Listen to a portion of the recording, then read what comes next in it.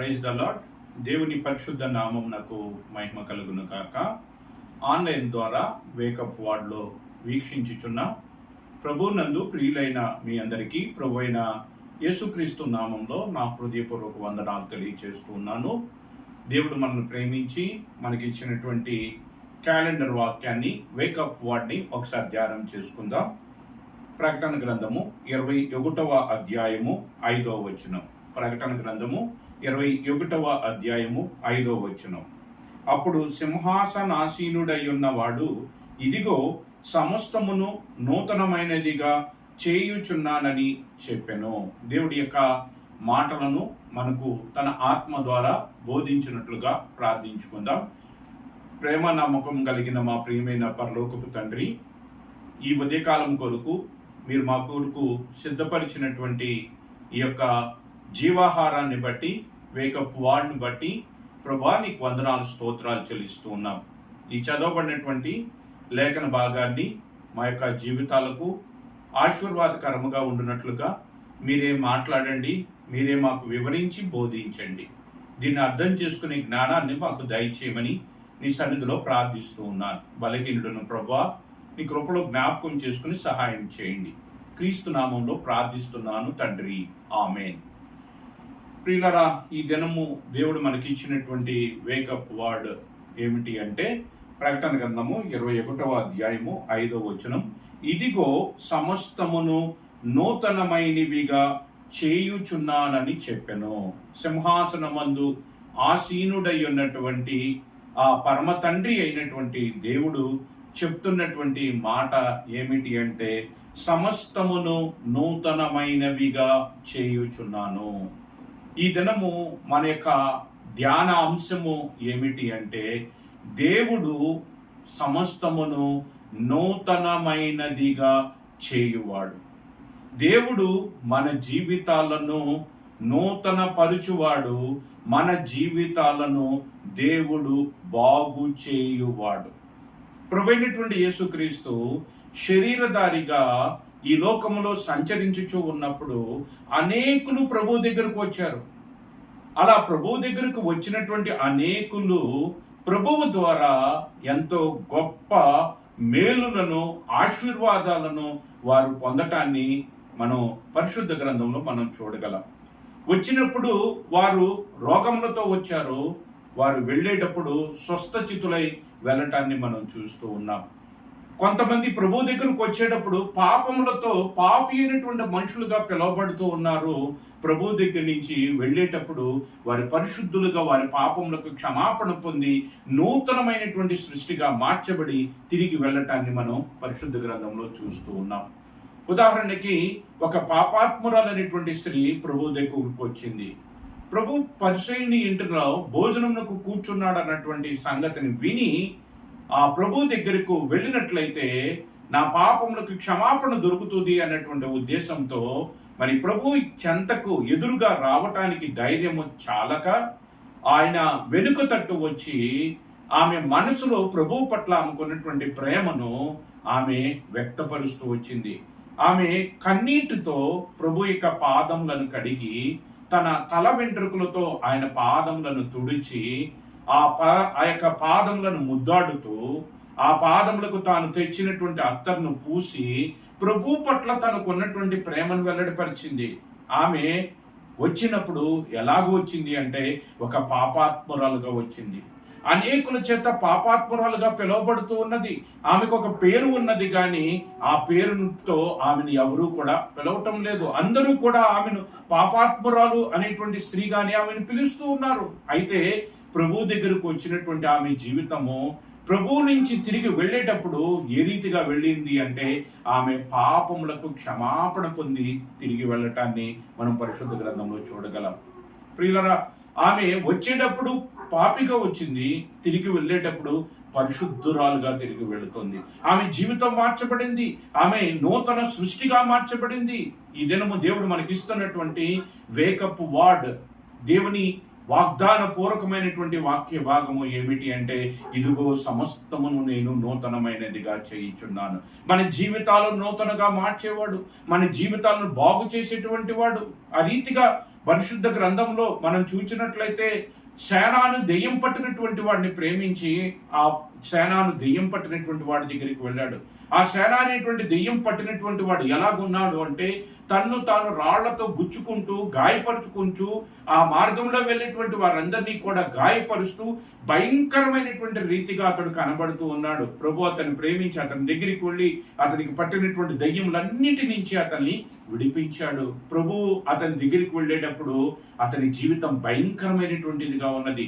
అతని జీవితం అతనికి ఏమాత్రము ప్రయోజనకరమైనది కాదు. అతని వలన ఆ తల్లిదండ్రులకు కానీ ఆ యొక్క మరి భార్య ఒకవేళ వివాహమై ఉన్నట్లయితే అతని యొక్క భార్యకు కానీ లేదా అతనికి పిల్లలు ఉన్నట్లయితే వారి యొక్క కుటుంబ సభ్యులకు కానీ ఎవరికీ కూడా అతని జీవితం ఏమాత్రము కూడా ప్రయోజనకరమైనది కాదు. అంతేకాదు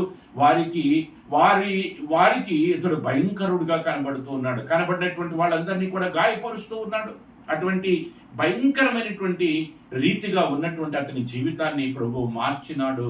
అతని జీవితాన్ని మార్చి అతని నూతన సృష్టిగా అతన్ని మార్చాడు. అతని జీవితాన్ని బాగు చేశాడు. అదే రీతిగా జక్కయ్య అనేటువంటి ఒక వ్యక్తి ఉన్నాడు. ఆ వ్యక్తికి ఉన్నటువంటి బిరుదు ఏమిటంటే ఇతడు పాపి అయినటువంటి మనుషుడు అని అందరూ కూడా అతను పిలుస్తూ ఉన్నటువంటి వాళ్ళు. అటువంటి పాపి అయినటువంటి మనుషుడిగా పిలువబడుతున్నటువంటి ఆ వ్యక్తి ప్రభువైన యేసుక్రీస్తును తన ఇంటిలోనికి చేర్చుకున్నాడు. అలా తన ఇంటిలోనికి చేర్చుకోవటం వలన ఆ పాపి అయినటువంటి మనుషుడు ఇప్పుడు ఏమయ్యాడో తెలుసా? పరిశుద్ధుడుగా మార్చబడ్డాడు.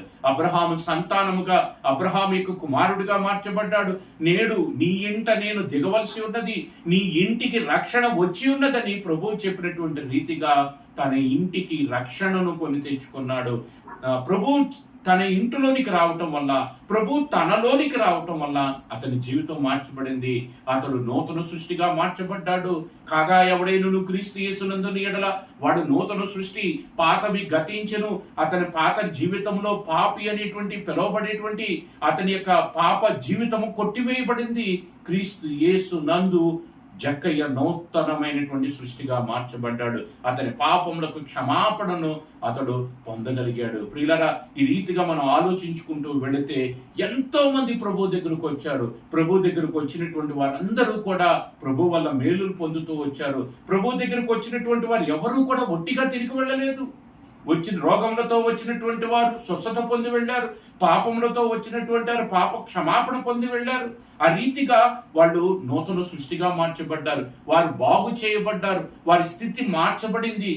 ఈ యొక్క మాటలో అన్నిటినీ కూడా దేవుడు ఎందుకు మనకి గుర్తు చేస్తున్నాడు, ఎందుకు మనకి ఈ దినము మరలా ఈ యొక్క విషయాలన్నిటిని ఎందుకు దేవుడు తెలియచేస్తున్నాడు అంటే మన జీవితాలను కూడా అలాగా మార్చటానికి, మన జీవితాలను కూడా అలా బాగు చేయటానికి. ఆనాడు ప్రభువు ఏ కార్యాలనైతే చేశాడో ఈ రోజు కూడా ప్రభువు అదే రకంగా అదే కార్యాలు చేయటానికి ఆయన ఇష్టపడుతూ ఉన్నాడు. ఆయన ఈ లోకంలో సంచరించుచూ ఉన్నప్పుడు ఎన్నెన్ని గొప్ప కార్యాలు చేశాడో, ఎందరి జీవితాలను మార్చాడో, ఎందరినీ నూతనమైనటువంటి సృష్టిగా మార్చాడో, ఎందరికీ మరి బాగు చేస్తూ వచ్చాడో, ఈరోజు కూడా మన జీవితాలను ఆ రీతిగా బాగు చేయాలని, ఈ రీతిగా మనల్ని నూతనమైనటువంటి వాటిగా చెయ్యాలని, సమస్తమును నూతనమైనదిగా మార్చుబోతున్నాను అని ప్రభువు చెప్పినటువంటి ఆ మాట, ఆ వాగ్దానము మనం స్వతంత్రించుకొని ప్రభువునందు మనం నూతన సృష్టిగా మార్చబడాలని, ప్రభువునందు మనం బాగు చేయబడాలని, ప్రభువునందు మనం బలపడాలని, ప్రభువునందు తిరిగి లేవబడాలని, తిరిగి దేవునితో మనం నడిచేటువంటి వారంగా మనం ఉండాలనేటువంటి ఉద్దేశంతోనే దేవుడు మనల్ని ప్రేమించి ఈ దినము కొరకు ఈ యొక్క లేఖన భాగాన్ని దేవుడు మనకి వాగ్దాన రూపకంగా వేకప్ వాడిగా దేవుడు మనకి అనుగ్రహిస్తూ ఉన్నాడు. కాబట్టి ఈ యొక్క వేకప్ వాడిని వీక్షించుచున్నటువంటి వారు ఎవరైనప్పటికీ కూడా మీరు ప్రభువునందు విశ్వాసం ఉంచితే ప్రభువు నీ జీవితాలను బాగు చేయవాడు. ప్రభువు నీ జీవితాలను నూతనపరిచేటువంటి వాడు. ఆ యొక్క కనాను స్త్రీ ప్రభు దగ్గరికి వచ్చింది. ప్రభు దగ్గరికి వచ్చి తన యొక్క కుమార్తె యొక్క దయ్యమును ఆమె ప్రభు ద్వారా విడుదల పొందగలిగింది. ఒక రక్తస్రావం కలిగినటువంటి స్త్రీ. ఇంకా ఎన్నని చెప్పగలం చెప్పండి, ఎన్నని చెప్పగలం? ఒకటి కాదు, రెండు కాదు. ప్రభువు యొక్క యుద్ధకు వచ్చినటువంటి వారు ఎవ్వరూ కూడా వ్యర్థముగా తిరిగి వెళ్ళలేదండి. ఈరోజు దేవుడు మనకిస్తున్నటువంటి ఈ మాట మన జీవితాల్లో కూడా నెరవేర్చాలని ఆయన ఇష్టపడుతూ ఈ మాటలు మనకు తెలియచేస్తూ ఉన్నాడు. ఒక పాపాత్మురాలు అనేటువంటి స్త్రీగా వచ్చింది, పరిశుద్ధురాలుగా తిరిగి వెళ్ళింది. ఒక పాపి అయినటువంటి మనుషుడిగా జక్కయ్య పిలువబడ్డాడు. ప్రభువును చేర్చుకున్న తర్వాత అబ్రహాము యొక్క సంతానంలో చేర్చబడిన పరిశుద్ధుడిగా అతడు మార్చబడ్డాడు. అదే రీతిగా మరి ఆ యొక్క దెయ్యములు పట్టినటువంటి సేన అనేటువంటి వాడు మరి ప్రభువు అతని దగ్గరికి వెళ్ళినప్పుడు అతని జీవితం మార్చబడింది. అతను నూతన సృష్టిగా మార్చబడ్డాడు.